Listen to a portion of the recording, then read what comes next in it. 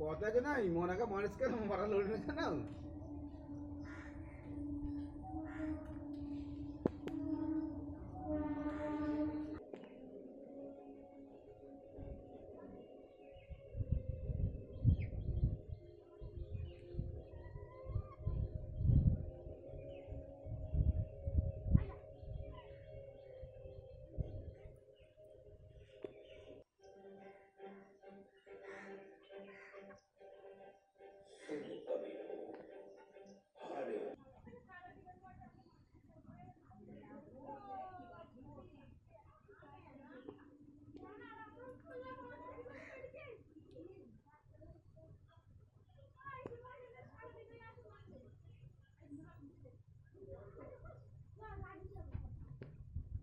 हमको आज तक कम मिला।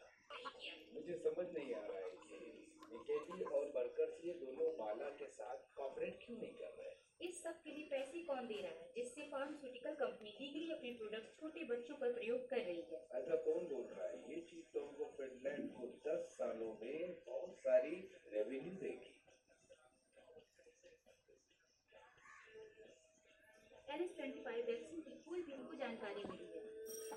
आगे की जानकारी के लिए देखते रहिए